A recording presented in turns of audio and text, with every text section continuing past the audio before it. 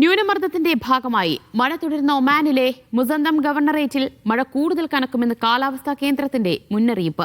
ഗവർണറേറ്റിലെ എല്ലാ സ്കൂളുകളും നാളെ മുതൽ ഓൺലൈൻ പഠനത്തിലേക്ക് മാറ്റിയിട്ടുണ്ട്. വിദ്യാർത്ഥികളുടെയും ജീവനക്കാരുടെയും സുരക്ഷ ഉറപ്പാക്കുന്നതിനുള്ള മുൻകരുതലിന്റെ ഭാഗമായാണ് ഈ നടപടിയെടുക്കുന്നതെന്ന് സർക്കാർ വൃത്തങ്ങൾ പറഞ്ഞു. ന്യൂനമർദ്ദത്തിന്റെ ഭാഗമായി ഡിസംബർ 20 വരെ മുസന്തം അടക്കമുള്ള ഗവർണറേറ്റുകളിൽ മഴയുണ്ടാകുമെന്ന് നേരത്തെ മുന്നറിയിപ്പുണ്ടായിരുന്നു.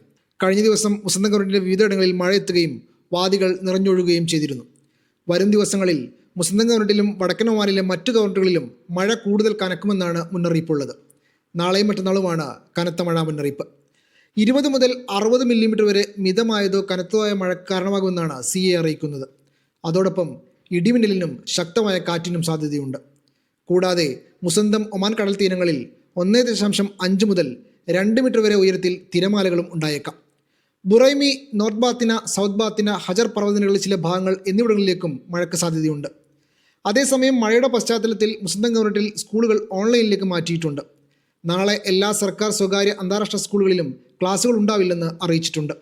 പ്രതികൂല കാലാവസ്ഥ കാരണമാണ് ക്ലാസുകൾ ഓൺലൈനിലേക്ക് മാറ്റുന്നതെന്ന് ഒമാൻ വിദ്യാഭ്യാസ മന്ത്രാലയം അറിയിച്ചു. Media 1, Muscat.